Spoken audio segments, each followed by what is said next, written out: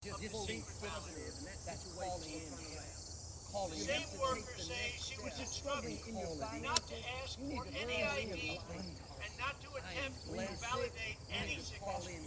She was also told to illegally backdate ballots, many ballots, received after the deadline.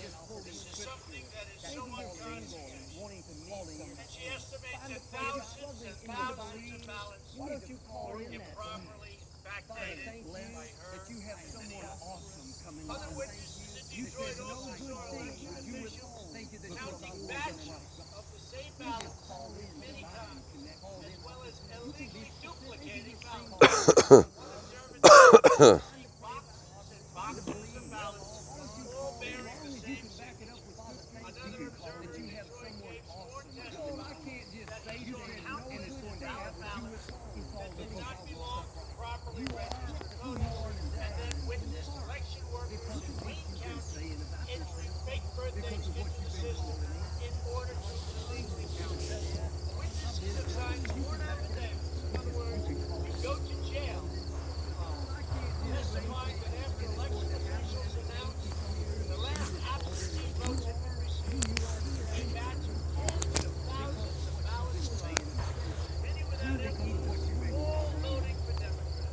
In Wisconsin, elections were categorized as indefinitely confirmed, a status reserved for mentally disabled individuals, also for the elderly, that allow them to vote without showing ID.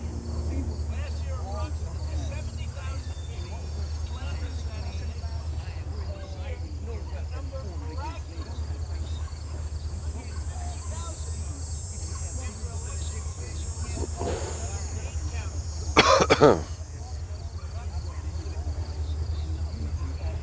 urged citizens to improperly register under the system.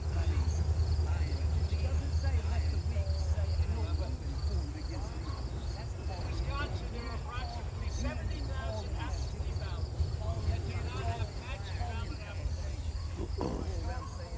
In Georgia, 9 observers have testified to seeing countless irregular ballots without the precision or typical markings indicating that the ballot did not arrive in envelopes or postal. A poll watcher in Fulton County estimated that approximately 98% of blind voters vote for ballots, but she would never have any idea. In addition, thousands of uncounted ballots were deployed at Walton County,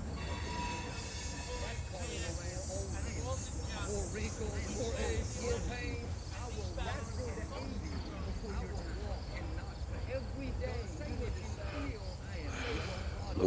Let me make it simple.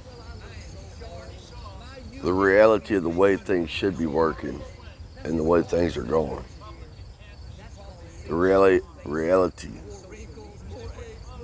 about by law according to law. Any ballot And I'll say one more thing about the freedom of speech.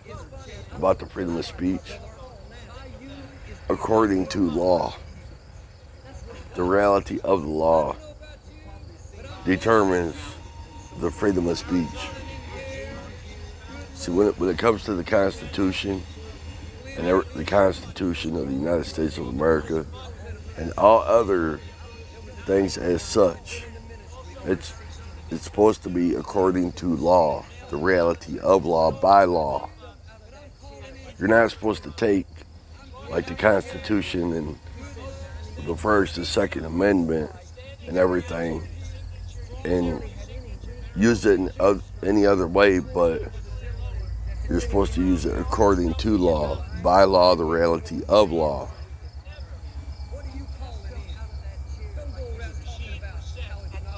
Anyway, anything in America that, like the founding forefathers and all, the First and Second Amendment and the Constitution, anything that a leader or a president of the United States of America, anybody established the United States of America, is supposed to be according to law, by law, the reality of law. Because Not only do we have courts in America, but there are courts all the way over to every other foreign country. We have court. America is another country. Just another country. It's all it is. Look, we have trees. We have soil. Okay, so America is its own country. Like Africa is its own country. Russia is its own country. The Philippines, Cuba, all the way to Iran, Iraq, Israel, Jerusalem. Every country is an established country, with the government and the laws and the courts. It's simple as that. That's the way, and the leaders of each country are supposed to, they're supposed to be leaders by the courts.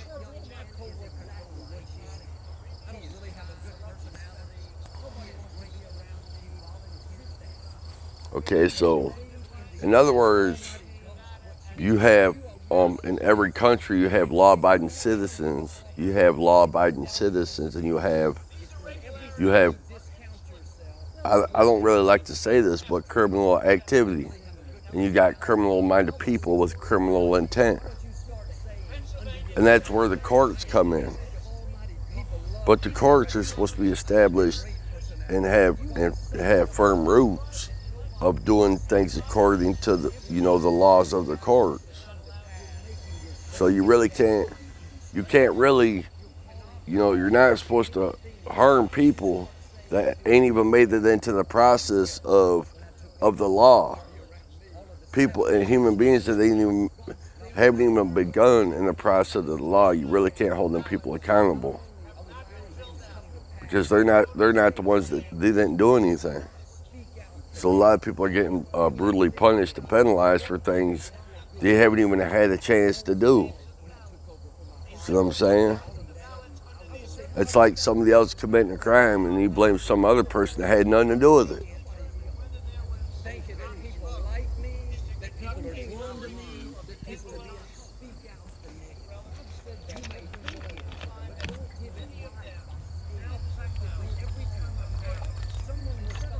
In other words, somewhere along the line, a criminal-minded person, a criminal active person, a person with criminal intent, they made it rough on the next man or woman that didn't even have a chance to not just commit a crime but do anything. And that's like corruption, and that's like division from within. I'm not saying it's the courts or the law. I'm just saying there might be criminal active people, criminal-minded people with criminal intent that are messing the law and the courts up. Because somehow, maybe somewhere along the line, somebody figured out how to, because if you can manipulate the system, then that means you can manipulate the law. That means you can manipulate the courts, but it's not supposed to be. It's not supposed to be like that. You're supposed to go through the vetting process. You're supposed to go through the process. In any job, any workforce, any active country that's working, properly, there's supposed to be a process. Not everybody. It's really not equal rights. It's just the vetting process of doing things. And I understand that a lot of people misunderstand that simple fact. So, but it's August 28th, 2021.